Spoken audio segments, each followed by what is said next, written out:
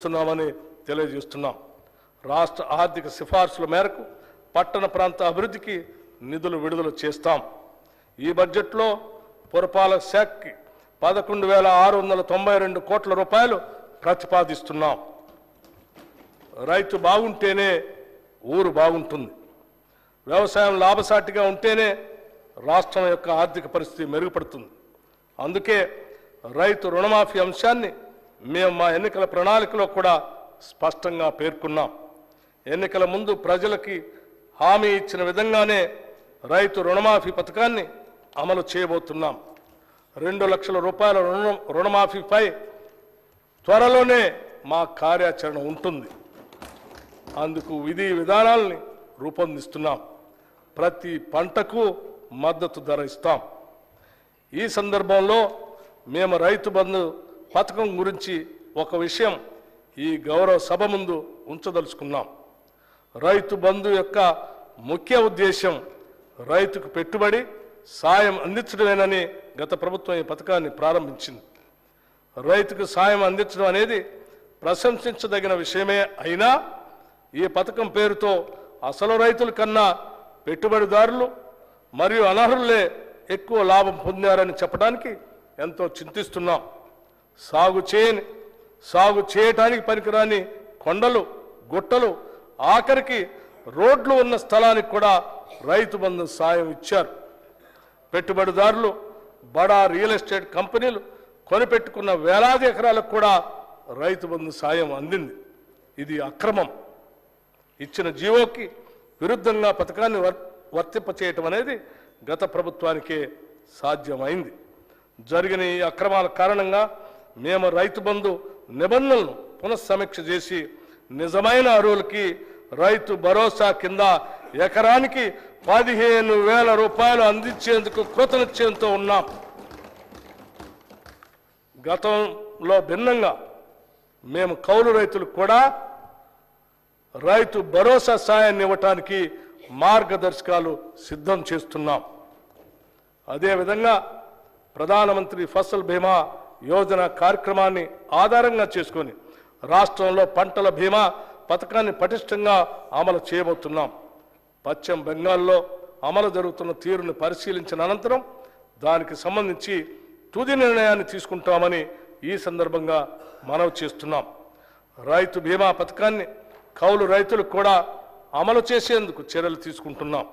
అందుకు అవసరమైన మార్గదర్శకాలని రూపొందిస్తున్నాం.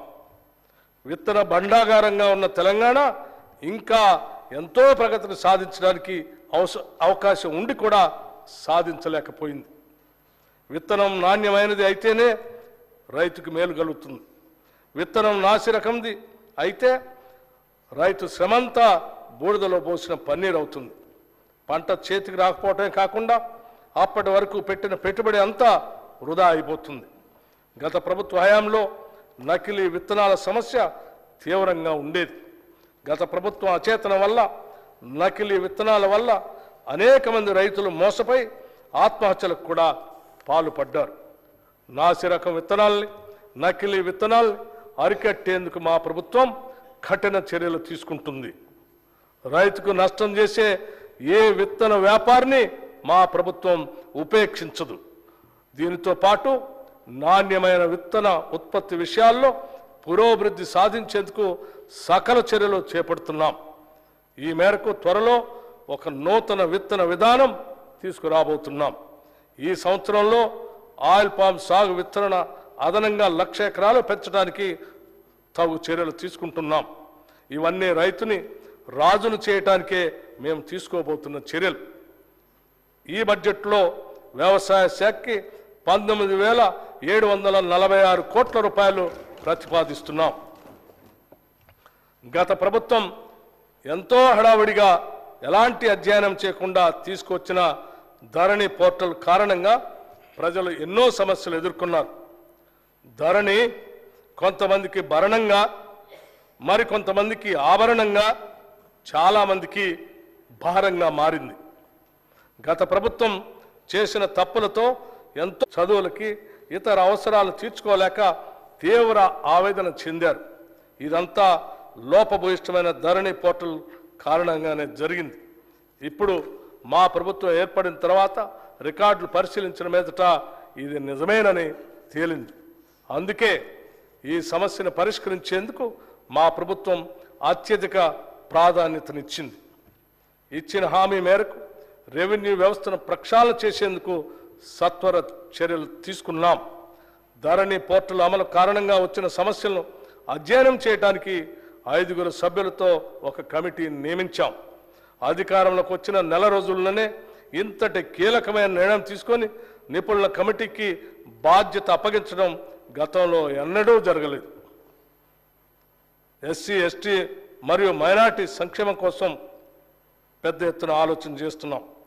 Coat reverend Martin Luther King junior అన్నట్టు నాకు ఒక కల ఉంది.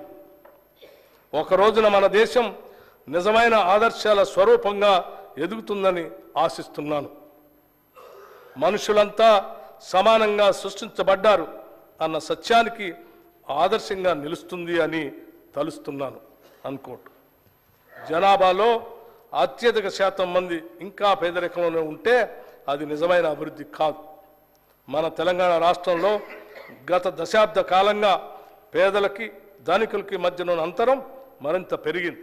అందుకే రాష్ట్ర సంపద వనరులు ప్రజలందరికీ చెందేటట్లుగా చేస్తామని మేము ఇచ్చిన హామీల్ని ప్రజలు విశ్వసించారు.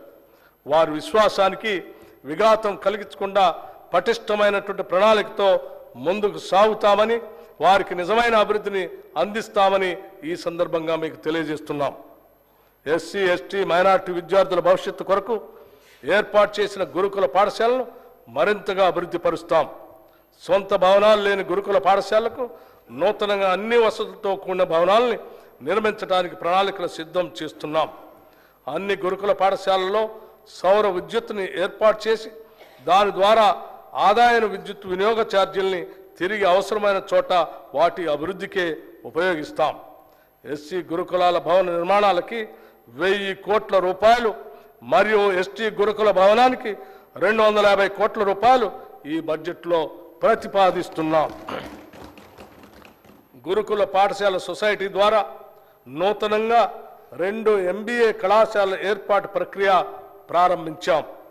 వీటి ప్రతిపాదనలను ఇప్పటికే all India council for textile